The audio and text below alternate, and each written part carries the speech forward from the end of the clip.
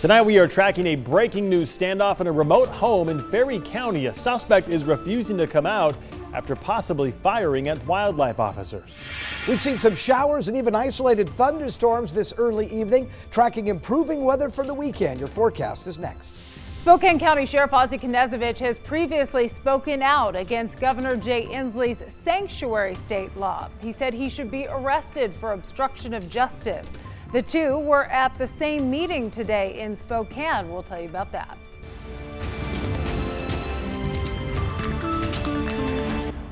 Good evening and thank you for joining us. I'm Mark Hanrahan. Good to have you with us. I'm Jane McCarthy. You saw the breaking news on KREM.com first today. SWAT has arrived at a standoff with a suspect who may have fired at officers in remote Ferry County. The officers were not hit. This all started at around 10 o'clock this morning in an unpopulated area near the Canadian border, specifically a house along Compton Road north of Republic and south of Curlew. This is about a 3-hour drive from Spokane. Our crew will arrive on the scene in about 30 minutes to get new information. Here's what we know so far, though. Officers from the Department of Fish and Wildlife were serving a warrant for wildlife trafficking and illegal hunting violations. This was at a house in the mountains north of Republic. 2 people were inside at the time. Officers asked them both to come out, but one only did. The officers then said they heard what sounded like a gunshot inside the home, and that's when the standoff began. So the officers called Spokane County for help. Sheriff Ozzie Knezovich sent some of his SWAT members and a helicopter, as well as an armored vehicle. So that's where things stand with this breaking story right now. To recap, one person suspected of firing a gunshot near Fish and Wildlife officers won't come out of a home in the woods near the Canadian border north of Republic. So a lot going on in Ferry County right now that we're tracking for you. Our crew should arrive on scene in the next 30 minutes or so, and we hope to have a live report in this broadcast or on KREM 2 News at 6 tonight.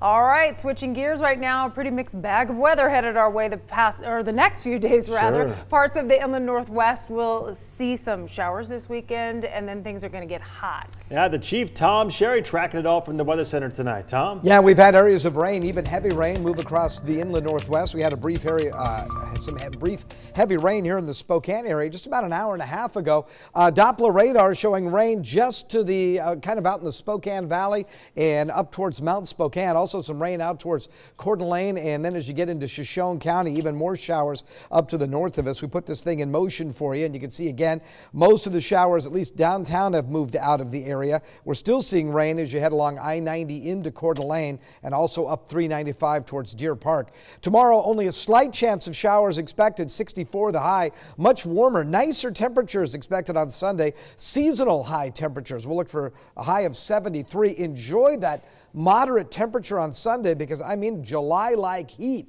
is on the way by the middle of next week. I'll talk more about that coming up in a few minutes. All right, Tom, sounds good. Thank you very much. Spokane County Sheriff Ozzie Knezovich went on Fox News and said that Governor Jay Inslee should be arrested for supporting the new sanctuary state law. And they were in the same room today in Spokane, but no one got arrested. KREM 2's Tim Pham shows us what happened instead.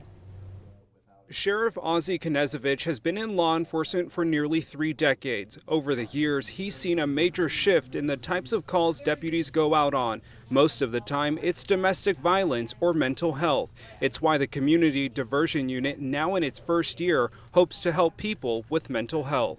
Rather than taking them to jail or to the ER, we've been able to link them with other sources of help, and that has saved this community a lot of money. At a roundtable with the governor, agencies told him about a program that pairs mental health professionals with an officer. The program has seen success, but it's funded through grants, which could run out. If you really are serious about this, then factor in the human cost and what a human life costs, because I'm tired of watching people die. Knezovich says funding could run out in 1.5 years. He hopes the governor will find funding. The challenge is going to be, is he going to take that message back to Olympia and find the revenue sources so we can spread this statewide? This type of creativity is necessary, both from reducing the load on law enforcement and actually helping people. And I think what is going on here is one of the most encouraging things in the state of Washington in this regard. Sheriff Knezevich has been critical of Inslee. He accuses the governor of committing a crime by signing the sanctuary state law. He said, quote, "If you don't want to enforce your own laws, either step down or be held in contempt of Congress or be arrested for obstruction." So, is it my main responsibility? No. But if I run into the problem, I know who to contact. And that's their job. My job is just to let them know. In a statement, an Inslee spokesperson wrote, "We are fully confident that with this bill, Washington state is in full compliance with all federal laws." That was Tim Pham reporting. Moving on, congressional officials made the announcement today that Boeing knew about the defect with the 737 MAX plane safety software, but planned to wait 3 years to fix it. The aerospace company admitted to a congressional committee last month that within months of the plane's 2017 debut, engineers realized that the sensor warning light only worked when paired with a separate optional feature. Boeing also suggested that it decided in November of 2017 to defer a software update on the alert until 2020. It only accelerated its timeline after the Lion Air crash in 2018. Washington Representative Rick Larsen is one of 2 key legislators who want answers from Boeing and federal regulators about why the company waited more than a year to disclose that safety alert and to tell everyone that it wasn't working properly. That feature was designed to warn pilots when a sensor provides incorrect information about the pitch of the plane's nose. The sensors malfunctioned during flights in Indonesia and Ethiopia. Both planes crashed, killing a total of 346 people. And the 737 MAX is not the only plane Boeing is having a bit of trouble with. This was to be the year when Boeing rolled out its newest jewel, and that is the 777X. It did roll out, but few outside the company noticed. Glenn Farley with our sister station in Seattle found that Boeing is having trouble with that plane as well. At Everett's Payne Field, where new commercial flights now take off regularly, there are 2 brand new planes on Boeing's flight line that are heading nowhere for now. These are Boeing's newest 777X jets. And while the governor and the legislature fought a highly visible campaign to keep this airliner program from flying off to another state, the 777X has virtually disappeared off the public's radar because it's been overshadowed by serious safety problems with the 737 MAX. The next 777X milestone is the first flight. While Boeing had never committed to a date, there was a growing consensus, including by the CEO of one of the airlines buying it, that the flight would come by the end of this month. Now that first flight could be off by as much as 6 months. The key issue is with the GE9X engines, now the biggest in the world. Before an investor conference, Greg Smith, Boeing's chief financial officer, who's also executive VP for performance and strategy, said this regarding the GE engines. Quote, "There are some challenges. They're working through their own testing. So we have to do some retesting. We still expect to fly this year."